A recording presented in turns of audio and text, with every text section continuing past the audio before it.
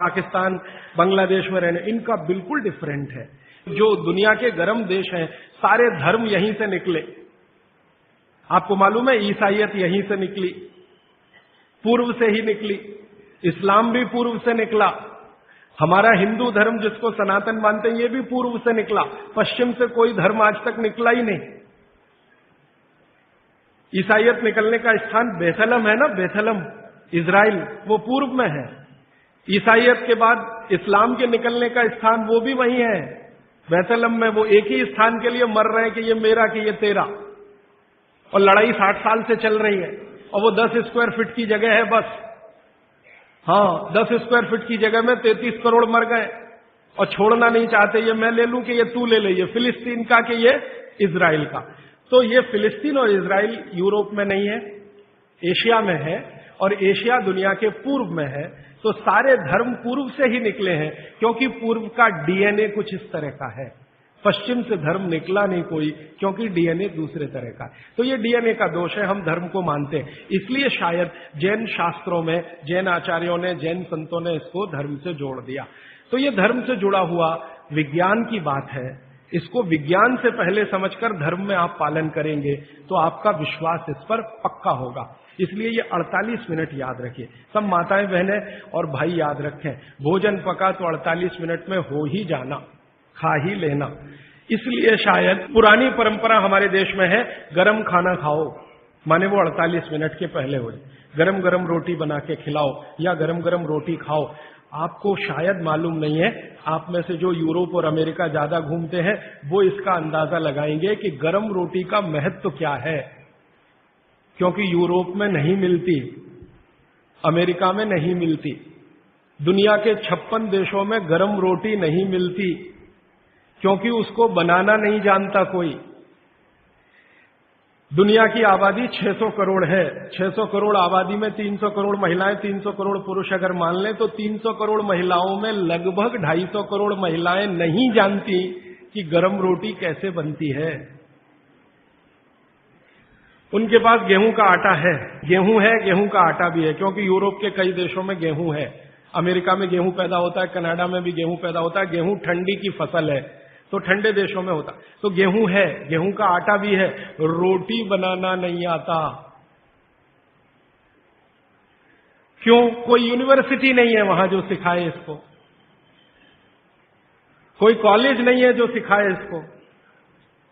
तो university college नहीं है, और कोई मां नहीं है जो अपनी बेटी को सिखाए, क्योंकि मां को नहीं आता तो बेटी को क्या सिखाए। और हजारों लाखों सालों से वहां ये चक्कर चल रहा है, रोटी बनाना नहीं आता। किसी यूरोपियन और अमेरिकन व्यक्ति के बारे में अभी एक छोटा सा किस्सा बताता हूं। थोड़े दिन पहले हमारे पास एक दंपत्ति आए फिनलैंड से, एक पति और एक पत्नी दोनों आए। उन्होंने कहा मुझे भारत का गांव देखना है, तो हमने एक गांव में भेज दिया। संयोग से जिस गांव में गए वहां शादी थी, तो हमने कहा उसमें भी आप शामिल हो जाइए, तो भारत क्या है आपको ज्यादा अच्छे से समझ में आएगा। तो वो शादी में जब शामिल हुए तो रोटियां बना रहे थे, कोई पूड़ी बना रहा है। तो गांव में तो आप जानते हैं ना, नौकर नहीं बनाते, सब गांव इकट्ठा होकर बनाता है। जिसके घर में शादी है उसके घर में दूसरे घर के लोग आ जाते हैं, दूसरे घर का चूल्हा बंद हो जाता है, सब एक ही घर में खाते हैं। तो सब महिलाएं बना रही थी। तो उस फिनिश दंपत्ति ने पूछा ये सब कितना पैसा लेंगी। तो उनको कहा ये पैसा वैसा नहीं लेने वाले। तो ये कैसे हो सकता है? तो हमने कहा ये है क्योंकि भारत कोऑपरेशन पे चलता है, कंपटीशन से नहीं चलता ये देश। हमारे समाज में कोऑपरेशन है, कंपटीशन नहीं है। तो फिर वो फिनिश दंपत्ति में जो महिला थी वो सबसे ज्यादा इस बात को परेशान थी लेकर कि ये रोटी एकदम गोल बन रही है, 100% गोल। उसकी जिंदगी में ये कल्पना नहीं है कि 100% गोल चीज कोई हाथ से बन सकती है। वो कहती है उसने कभी सोचा था भारत के बारे में कि मशीन से बनाते होंगे रोटी, और वो कह रहे हैं ये हाथ से बनाते हैं 100% गोल। तो उसका जितना कैमरे में रील थी उसने सब उसी पे खर्च कर दी, गोल रोटी बना के देखने में। माने आपको मैंने ये उदाहरण इसलिए दिया कि उनके लिए ये अजूबा है, उनको लगता है कि कोई महिला ये कर पाए। और मैंने जब वो जा रहे थे तो पूछा आपको भारत में कौन सी चीज सबसे अच्छी, तो उनका ये जो रोटी है गोल, ये सबसे महत्वपूर्ण वस्तु है जिसकी वैल्यू हमारे लिए सबसे ज्यादा है, क्योंकि हम जानते नहीं ये कैसे बनती है। और आपके घर में हर माँ बहन इसको बना सकती है, 10-12 साल की बहन भी आसानी से बना सकती है। इसका मतलब है कि रोटी ताजा और गर्म ये भारत में ही संभव है, दुनिया के दूसरे देशों को नसीब नहीं है। तो आप समझ लीजिए कि आपके पास कितनी वैल्यूएबल चीज है गरम रोटी, और उसको आप छोड़कर ठंडी करके खाएं तो ये आपका दुर्भाग्य है, सौभाग्य नहीं। तो रोटी को गरम गरम ही खाएं, गरम गरम ही खिलाएं। यूरोप में कोई किसी को खिलाता नहीं, क्योंकि कोई बनाता नहीं और जानते भी नहीं। वहां तो बेचारे 3-3 महीने पुरानी रोटी खाते हैं, जिसको डबल रोटी कहते हैं, पाव रोटी कहते हैं। मैंने एक सिंपल कैलकुलेशन किया था कि पाव रोटी बनने के बाद और खाने तक 90 दिन निकल जाते। अमेरिका और यूरोप में पता है क्या कि गेहूं हर जगह होता नहीं, कुछ जगह होता, तो गेहूं बड़े बड़े ट्रक में भर के वहां तक जाता है जहां गेहूं को पीसने वाली चक्कियां लगी हुई हैं, फ्लोर मिल, वहां उनका आटा बनता है। फिर वो आटा ट्रक में भर भर के फिर वहां जाता है, फिर जाकर उससे डबल रोटी बनती है, फिर वो वहां से बनकर कहीं और जाती है, फिर ऐसी चक्कर में 90 दिन निकल जाते हैं। हमारे आयुर्वेद शास्त्र में भागवत जी कहते हैं कि आटे को जितना ताजा इस्तेमाल किया उतना ही बेहतरीन है। आटे के बारे में वो कहते हैं जितना ताजा इस्तेमाल किया उतना ही बेहतरीन है।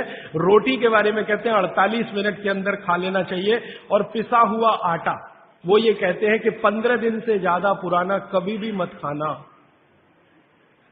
15 दिन मैक्सिमम, वो भी गेहूं के लिए। ये चना और मक्की और ज्वारी, इसके लिए तो 7 ही दिन कहा हुआ। 7 दिन से ज्यादा पुराना नहीं खा सकते, क्योंकि वही किस्सा है, उसकी माइक्रो न्यूट्रिएंट कैपेसिटी लगातार कम होती चली जाती है। तो अब आप बोलेंगे जी ताजा आटा कहां से लाएं? चक्की है, जिंदाबाद। हिंदुस्तान में हजारों लाखों वर्षों से आटा ताजा बनाकर रोटी बनाने की परंपरा है कि नहीं? जो माताएं यहां बुजुर्ग हैं, इन्होंने अपना गांव देखा होगा, अपने गांव के घर की चक्की देखी होगी। ये चक्की पे मैंने थोड़ा रिसर्च किया कि ये क्या अद्भुत चीज बनाई है हमारे ऋषि मुनियों ने। ये दुनिया की ऐसी अद्भुत मशीन है जो आपको ताजा आटा तो देती ही है आपके शरीर की स्वास्थ्य के लिए, और आपके अंदर की मांसपेशियों को हमेशा फ्लेक्सिबल रखती है। और हमारे घरों में ये जो चक्की चलाने का काम माताएं करती रही हैं, मैंने इन माताओं पर एक छोटा सा रिसर्च अभी पिछले साल पूरा किया। मेरे एक दोस्त हैं, आयुर्वेद के चिकित्सक हैं, उनके साथ मिलकर, वो गांव में रहते हैं। तो मैंने कहा आप गांव की कुछ महिलाओं पर अध्ययन करिए कि जो चक्की चलाती हैं, इनके बारे में जरा पता करिए। और जो चक्की नहीं चलाती, पिसा हुआ आटा लाती हैं। तो उन्होंने कहा जो चक्की चलाने वाली माताएं हैं, उनके गांव में 90 माताएं हैं, किसी को भी सिजेरियन डिलीवरी नहीं हुई है। चक्की चलाने वाली माताओं के पैरों में दर्द नहीं है।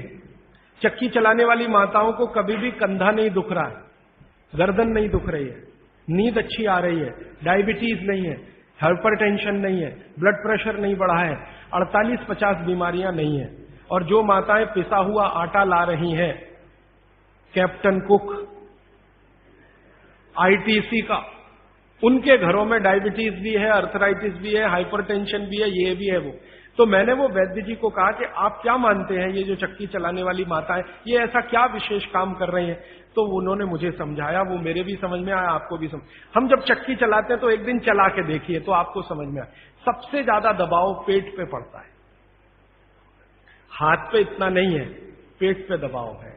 और मां के पेट में एक एक्स्ट्रा ऑर्गन है जो पिता के पेट में नहीं है, जिसको गर्भाशय कहते हैं।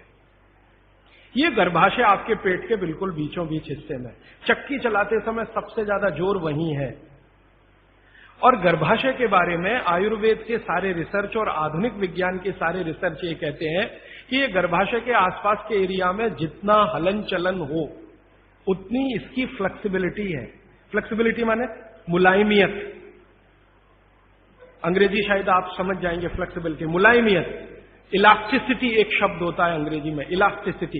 इलास्टिसिटी का मतलब जब चीज की जरूरत पड़े तो उसको तान देना, जब जरूरत पड़े तो उसको संकुचित कर दे। ये हमारे गर्भाशय का सबसे बड़ा गुण है। इसी गुण के कारण बच्चे का जन्म होता है। और ये गुण को बनाए रखने में सबसे बड़ी भूमिका है हलन चलन। वहां आसपास मांसपेशियां, उनका हलन चलन रहे। तो ये हलन चलन सबसे अच्छे तरीके से, मैंने खुद चला के देखा चक्की, ये सबसे ज्यादा पेट के हिस्से में ही होता है। तब मेरे समझ में आया कि जो माताएं नियमित रूप से चक्की चला रही हैं उनको सिजेरियन डिलीवरी नहीं हो रही है, क्योंकि गर्भाशय की इलास्टिसिटी मेंटेन है, तो आसानी से बच्चा बाहर आ रहा है बिना किसी ऑपरेशन के। तब मुझे ध्यान आया कि हमारी जो पुरानी माताएं हैं उनके 8-8, 10-10 बच्चे होते थे, कभी सुना नहीं कि सिजेरियन। वो दाई आती थी गांव की, जो एमबीबीएस नहीं है, एमडी नहीं है, एमएस नहीं है, और बच्चे करा के चली जाती थी, ऐसे ही जैसे दाल पका के कोई चला गया या चावल पका के कोई चला गया। हां, ऐसे होता है। तो हमने इस बात को जब ध्यान दिया तब मेरे मन में आया कि इसको थोड़ा और बड़ा रिसर्च करना चाहिए। तो इसी चेन्नई में मेरे एक मित्र हैं, उनकी पत्नी और वो मिलके 15-16 साल से इसी विषय पे काम कर रहे हैं कि बच्चे को बिना किसी डॉक्टर की मदद के या सीजर ऑपरेशन के बाहर कैसे लाया जाए। तो उनका 15-16 साल का रिसर्च ये कहता है कि ये सिर्फ चक्की की मदद से ही हो सकता है। और आयुर्वेद तो यहां तक कहता है कि मां का गर्भ 7वें महीने तक चक्की चलाने की अनुमति देता है। मां को 7वें महीने तक चक्की चलवाई जा सकती है, 8वें महीने में नहीं, फिर उसको बंद कर देना अच्छा है। और उतने 7 महीने की चक्की आपके लिए पर्याप्त है कि वो बच्चा बिना सीजर के हो। और जो बच्चे बिना सीजर के हैं उनके जीवन को आप देख लें, और जो सिजेरियन है उनके जीवन को देख लें, जमीन आसमान का अंतर है। सीजर बच्चे ज्यादा बीमार हैं, समय समय पे बीमारियां हैं। जो बिना सीजर हैं वो सब स्वस्थ हैं, दुरुस्त हैं, तंदुरुस्त हैं। ब्रेन का डेवलपमेंट भी उनका अच्छा है, लॉजिक को डेवलप करने की कैपेसिटी, कल्पनाशीलता उनमें दूसरे बच्चों से ज्यादा है। तो भागवत जी का सूत्र है कि खाना बना तो 48 मिनट में खाएं, और खाना बनाने वाली जो वस्तुएं हैं जिनमें सबसे महत्वपूर्ण है आटा, गेहूं का आटा 15 दिन से ज्यादा पुराना ना खाएं, जवारी, बाजरी और मक्की का आटा 7 दिन से पुराना ना खाएं। और वो ये कहते हैं कि रोज का हो तो सबसे अच्छा, सुबह बनाएं और शाम को आटा इस्तेमाल हो जाए तो वो सबसे अच्छा, ज्यादा दिन पुराना ना हो। तो अब आप इसको अपने जीवन में कैसे उतारेंगे इस सूत्र को? अगर संभव हो तो एक एक चक्की ले लीजिए, संभव हो तो। इससे कई फायदे हैं। आपको सबसे बड़ा फायदा तो यह है कि आपके घर में मां है, कोई बहन है, उसको मां बनने के समय ये बहुत मदद करेगी चक्की। दूसरा, आपका वेट कम करने में बहुत मदद करेगी चक्की। अगर आपको एक्स्ट्रा वेट है और आप उसको लूज करना चाहते हैं तो 15 मिनट सुबह चक्की चलाया पर्याप्त है। 15 मिनट सुबह अगर आपने चलाया, 3 महीने बाद आप देखना 12 से 13 किलो वजन कम होगा आपका, सिर्फ 15 मिनट की चक्की। रामदेव जी चक्की चलवाते हैं कि नहीं? आप चलाते हैं कि नहीं? लेकिन वो चक्की चलाते हैं जिसमें कुछ होता ही नहीं है, ऐसे ऐसे चलवाते हैं कि नहीं? तो असलियत में ही चला लो, कुछ तो आटा तो मिलेगा।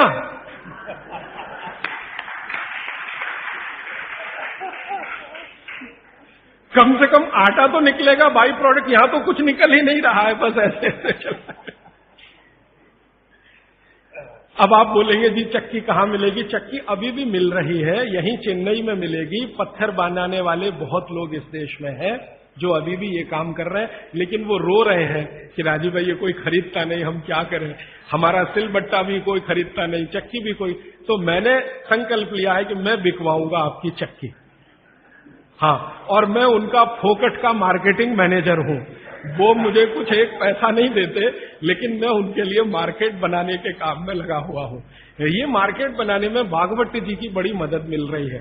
तो आप चाहें तो एक चक्की ले लीजिए, बहुत महंगी नहीं आती, सस्ती है। 15 मिनट आप भी चलाइए, महिलाएं भी चला सकती हैं, पुरुष भी चला सकते हैं। इसमें ऐसा कुछ भेदभाव नहीं है कि पुरुष ना चलाएं, महिला ही चलाएं।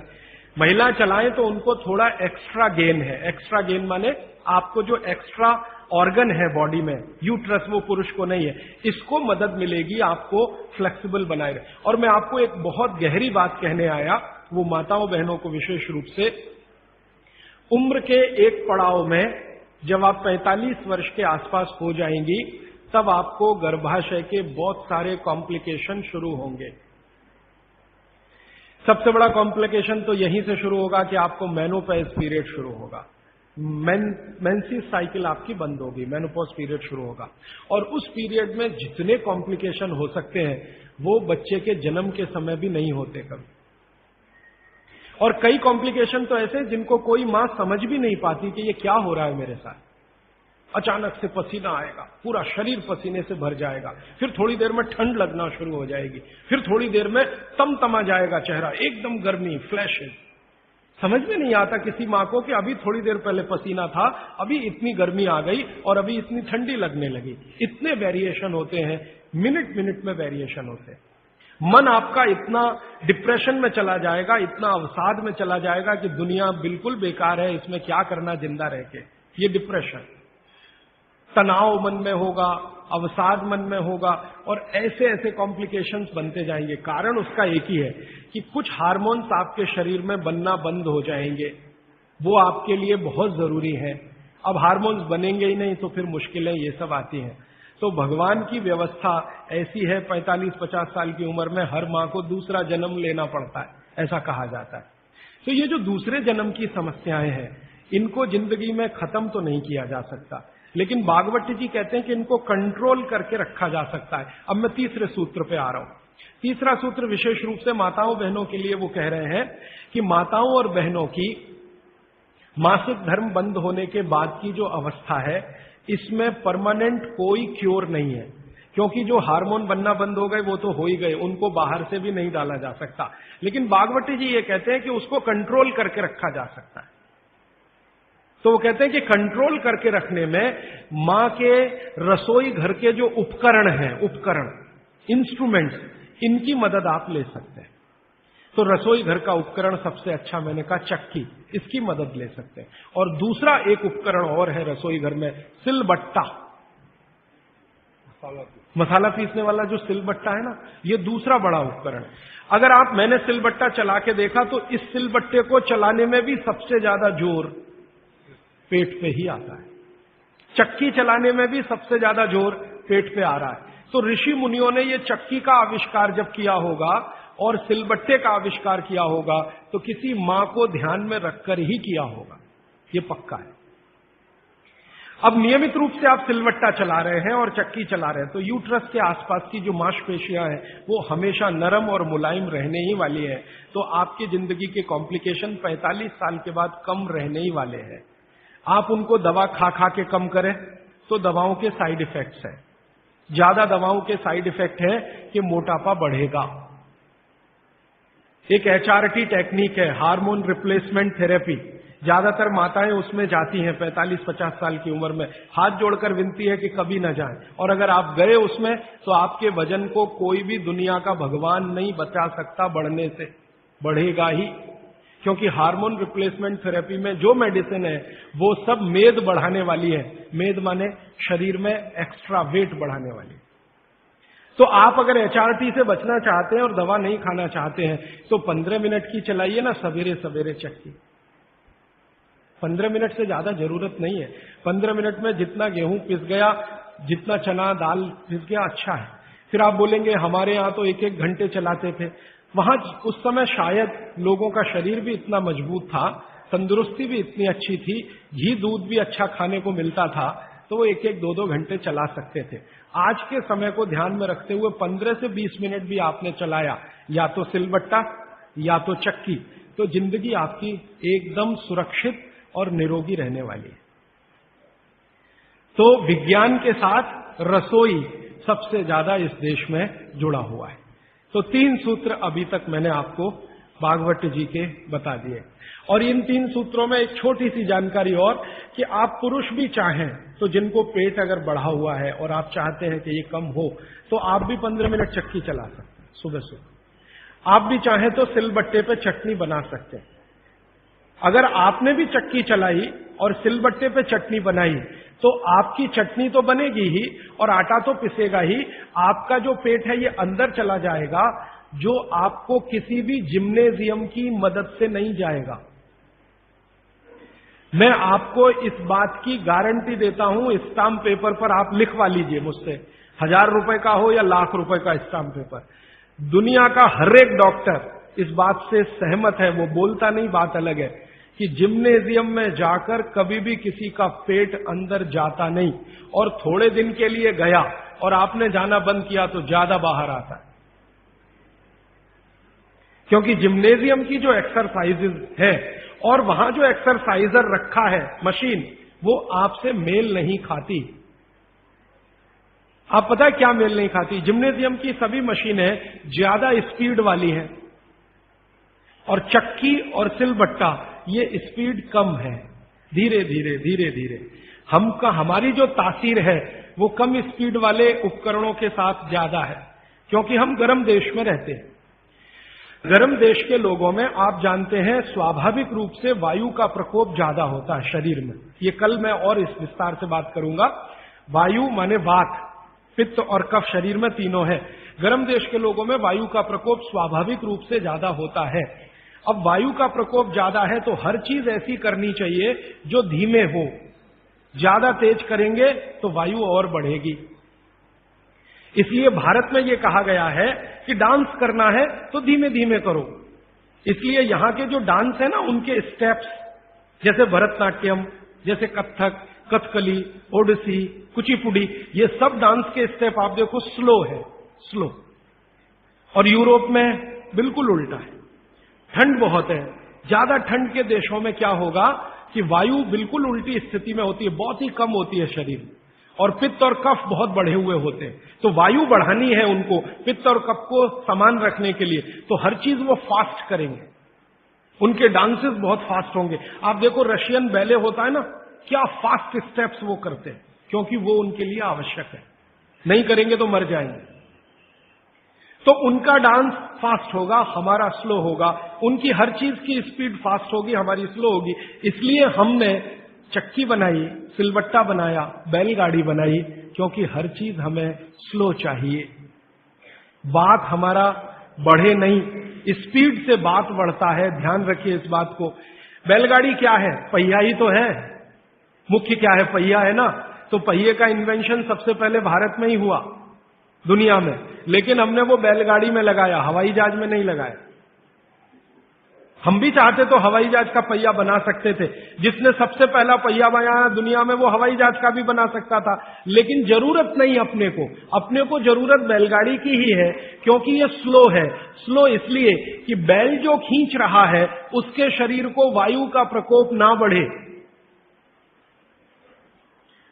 हमारे यहां मनुष्य के लिए जितना सोचा गया, बैल के लिए भी उतना ही सोचा गया, क्योंकि बैल और मनुष्य बराबर है हमारे यहां, अलग नहीं है, हिस्सा है हमारा, परिवार का हिस्सा। तो बैल जब बैलगाड़ी को खींचे, अगर गाड़ी फास्ट है तो बैल को फास्ट दौड़ना पड़ेगा, तो बैल की वायु बढ़ेगी, और वायु बढ़ने से मृत्यु जल्दी होती है। तो बैल ज्यादा दिन तक जीवित रहे, आपका काम करे, इसलिए बैलगाड़ी में स्पीड स्लो रहे, इसलिए बड़ा पहिया बनाया।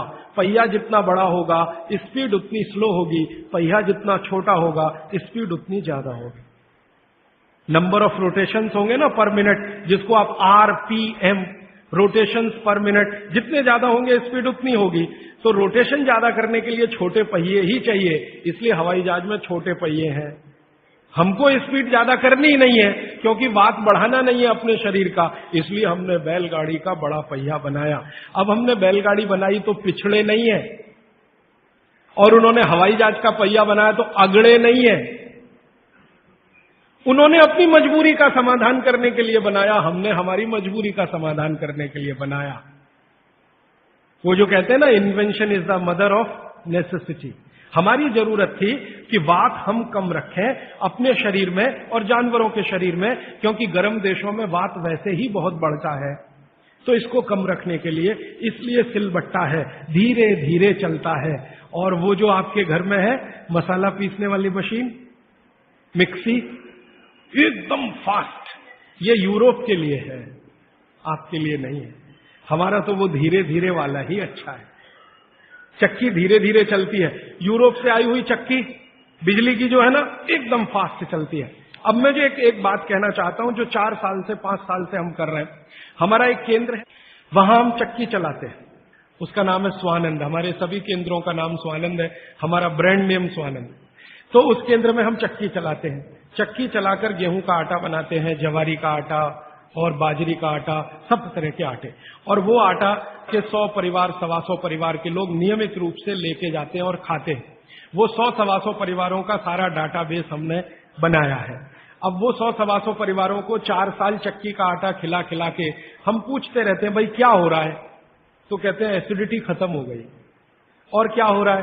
कहते हैं जी घुटने का दर्द कम हो गया।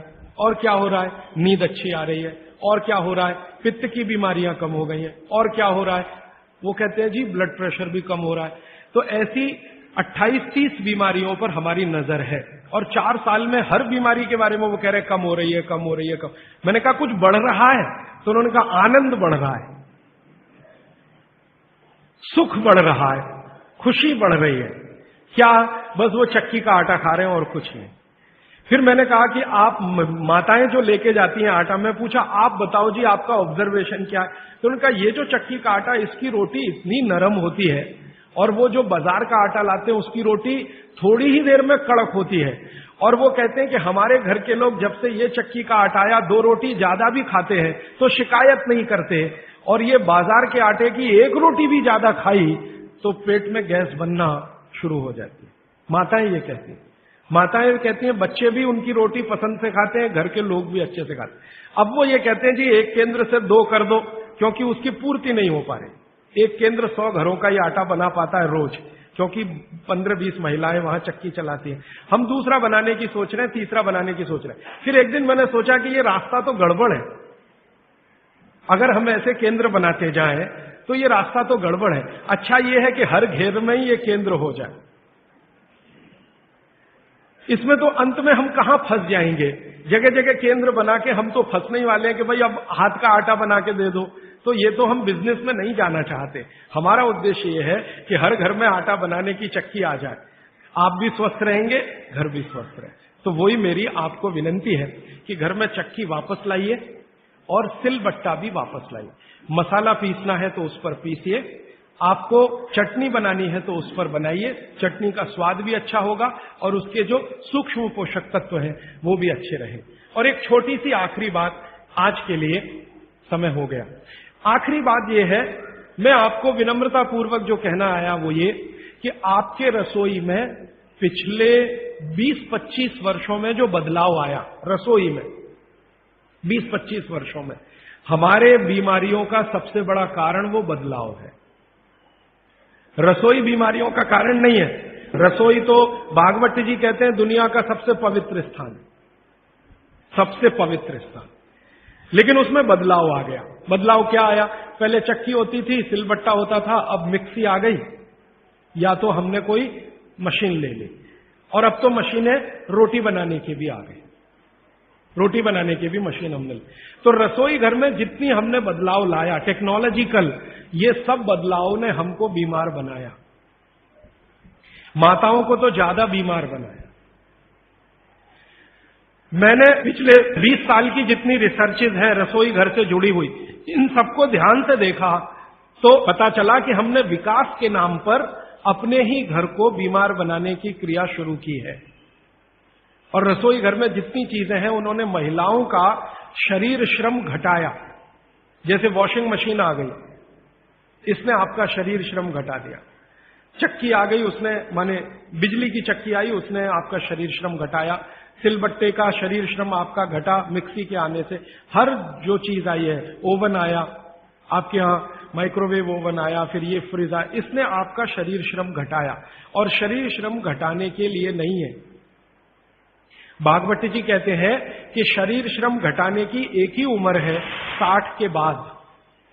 जब आप 60 के हो गए तब आप शरीर श्रम कम करते जाइए। 60 साल तक तो शरीर श्रम कम करने की जरूरत नहीं, 18 से लेकर 60 साल तक शरीर श्रम चाहिए ही, शरीर श्रम चाहिए। तो थोड़ा थोड़ा श्रम आप करते रहें। अब तो हमने पोछा लगाने वाला भी मशीन ले आया, झाड़ू लगाने वाला भी मशीन ले आया, रोटी बनाने वाला भी मशीन आ गया, चटनी बनाने वाला भी मशीन आ गया, रोटी को रखने वाला भी मशीन आ गया। अब सब कुछ मशीन आ गया तो आप भी मशीन ही हो जाएंगे। और आप हो गए हैं। पता है मशीन हम कैसे हो गए? जिंदगी का रस चला गया, आनंद चला गया। पहले घरों में काम करते समय जो रस था, आनंद था, वो सब चला गया। कैसे चला गया? मैंने बचपन का मुझे याद है, माताएं बहनें काम करते करते बहुत सारे गीत गाती थी।